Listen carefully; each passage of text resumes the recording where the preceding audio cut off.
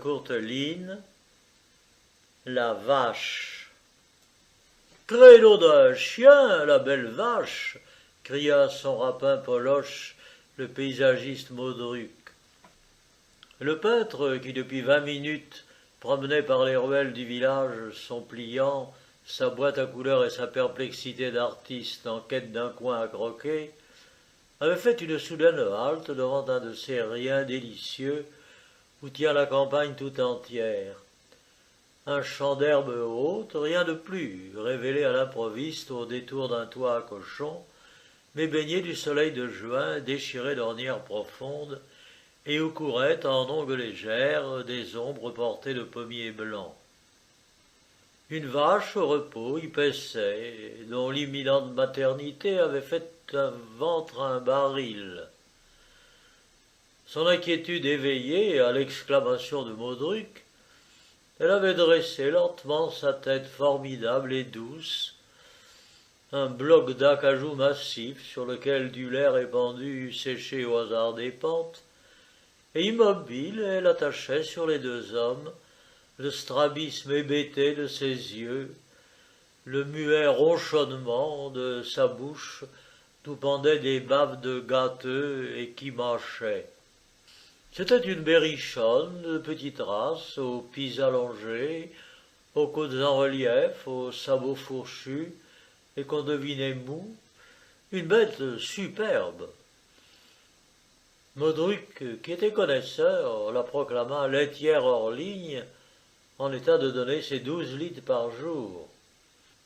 Et encore, sans se la fouler. Bon, dit Poloche, qui s'en fichait, mourant de faim depuis qu'il avait entendu dans le lointain du pays, mêlé au cœur confus des atomes de l'été, sonner 12 coups de midi.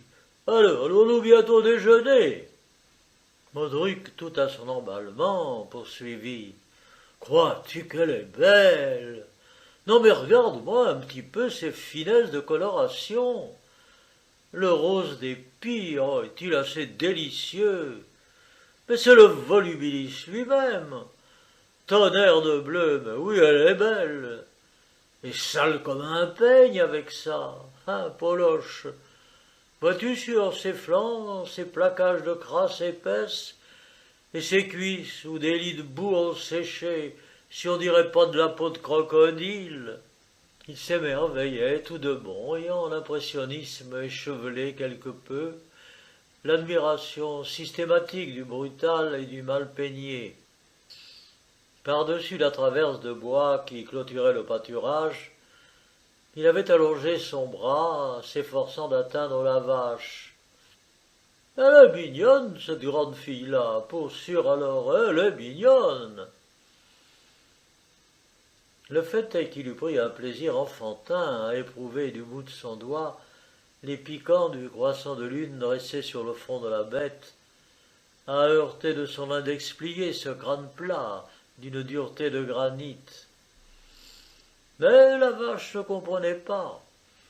Elle restait rivée à froid, sans l'idée d'avancer d'un pas pour amener son mufle ruisselant jusqu'à cette caresse qui se tendait. Elle finit par se tourner, montrant alors les deux os saillants de sa croupe, sa molle queue en cordon de sonnette, et de nouveaux lits de boue verdâtre durcis et craquelés sur ses fesses. Cette vue déchaîna chez Modruc des enthousiasmes bruyants. « Oh, elle est trop ignoble !» cria-t-il. « Je vais en faire une étude peinte. » Et sourd aux clameurs de Poloche insistant pour qu'on commençât par aller manger un morceau, il enjamba la traverse, s'élança à travers les hautes herbes du champ, vers une masure coiffée de chaume qui en flanquait l'un des côtés. Là déjeunaient deux paysans d'un fromage sec posé entre eux, et dont ils portaient à leur bouche de petites, toutes petites écailles détachées du bout de leur couteau. Ménage de vieux, l'homme encore vaillant et robuste, la chemise ouverte jusqu'au nombril, sur une peau couleur de terre cuite, velue, pareille à une tuile tapissée de mousse noire, La femme, elle, si dévastée, à ce point ravagée de lassitude, quand les enfoncements de la coiffe son dur visage privé de lèvres n'était plus qu'une pomme tapée avec 2 pépins piqués dedans. L'apparition dans le cadre éclairé de leur porte d'un inconnu essoufflé qui demandait « C'est à vous cette vache-là » leur causa une émotion. Ils eurent un oui simultané, un oui terriblement sec, de gens prudents disposés à la défensive.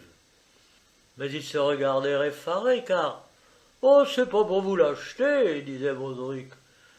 Je voudrais seulement en faire une pochade. » Une pochade? Oui, une étude, quoi. Enfin, je voudrais lui faire son portrait à votre vache. Du coup, ils comprirent. Ah, Steur, dit le vieux, c'est donc que vous êtes photographe. Baudruc répondit. Oh, si on veut, je suis peintre, c'est la même chose. Tenez, et il pénétrait avec un sans-gêne d'artiste qui se sent un peu chez lui partout. Voulez-vous jeter un coup d'œil? Dans le fond de sa boîte à couleurs, qu'il avait ouverte toute grande, un carré de toile, piqué avec 4 punaises, se tendait sous des empâtements de vert véronèse, de sienne brûlée et de jaune de Naples. Il y eut un long silence. La vieille s'était levée pour voir, et, plantée dans le dos de son homme, elle regardait immobile, tandis que celui-ci, emprisonnant de ses larges mains ses genoux rapiécés en velours brun, tendait vers la peinture une bouche stupéfiée. Enfin, c'est un tableau, dit la femme à mi-voix.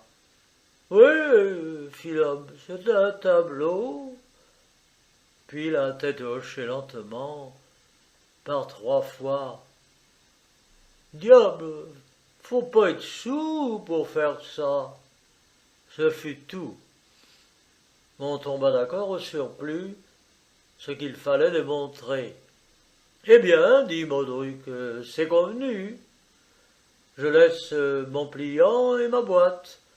Je serai de retour dans 20 minutes, le temps d'aller casser une croûte. 20 minutes plus tard, il revenait. Et « Ah, mon cher !» s'exclamait douloureusement l'artiste, qui me contait lui-même cette histoire.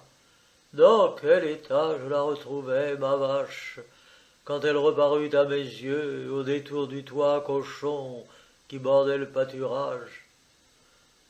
Entre le vieux aux chairs de terre cuite et la vieille qui n'avait plus de lèvres, elle m'attendait, la pauvre bête, et continuait de ruminer, mais d'une bouche qui ne bavait plus, ayant été soigneusement épongée, torchée d'une main maternelle.